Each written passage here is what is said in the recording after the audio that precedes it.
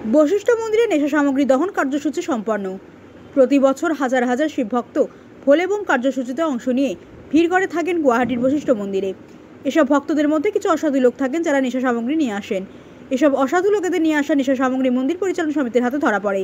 আজ এসব নেশা সামগ্রী জ্বালিয়ে দেন মন্দির পরিচালন সমিতির কর্মকর্তারা। আজ স্থানীয় জনতার সহযোগে মন্দির পরিচালন সমিতির কর্মকর্তারা দহন কার্যসূচি পালন করেন। এই কার্যসূচিতে অসাধু লোকেদের কাছ থেকে বাজেয়াপ্ত নেশা সামগ্রীগুলো জ্বালিয়ে দেওয়া হয়।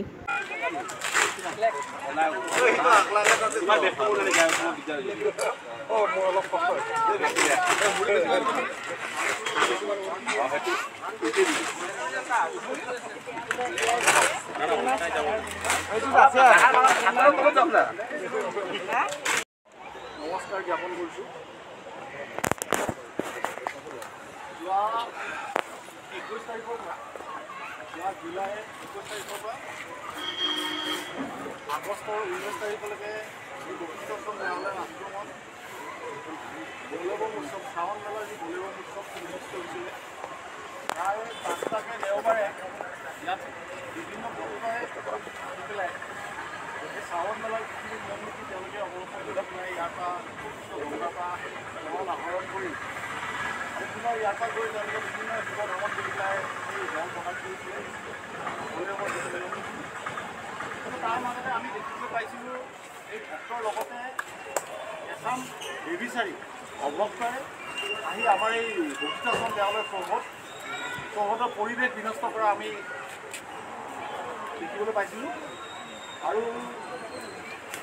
বিগত বছৰবোৰৰ দৰে এইবাৰো একো ব্যতিক্ৰম নহয়, কাৰণ যোৱা বছৰকেইটাতো আমি দেখিবলৈ পাইছোঁ যে এচাম বেবিচাৰীয়ে ভোলবমৰ সময়ছোৱাত কঢ়িয়াই অনা যিসমূহ আচলতে নিচাযুক্ত সামগ্ৰীসমূহ আছে, এই যি আপুনি জ্বলি আছে এই জ্বলি থকা সামগ্ৰীসমূহ হৈছে আচলতে হয় না আমি আমাৰ ঘৰ ইয়াতে আমাৰ বৃহত্তৰ বশিষ্ঠ যুৱ ঐক্য মঞ্চৰ লগত প্ৰায় 18টা সংগঠন আমাৰ জড়িত হৈ আছে। স্থানীয় সংগঠন ইয়াত বহুতকেইটা জাতীয় সংগঠন আছে, বহুতকেইটা ধৰ্মীয় সংগঠন আছে, বহুতকেইটা উন্নয়ন সমিতি আছে, মহিলা সমিতি আছে। সকলোৱে আমি চিন্তা কৰিছোঁ যে আমাৰ এই বশিষ্ঠ দেৱালয়ত যিকেইটা উৎসৱ হয় তাত প্ৰত্যেকটো উৎসৱতে আমি দেখিবলৈ পাইছোঁ ভাং মদৰ অবাধভাৱে মানে প্ৰচলন হৈ থকা আমি দেখিবলৈ পাইছোঁ।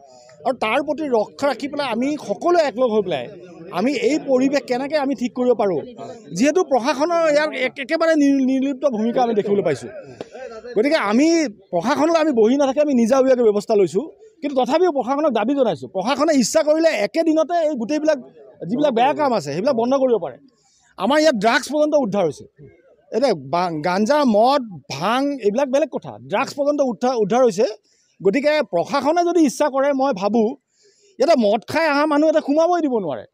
কোনোবাই ভাং খাই আহিছে অকণমান সেইটো বেলেগ কথা, সেইটো হয়তো ধৰিব নোৱাৰিব পাৰে, কিন্তু মদ খাই অহা যিবিলাক ভক্ত আছে সেইবিলাককতো ৰাস্তাতে বাধা দিব পাৰে।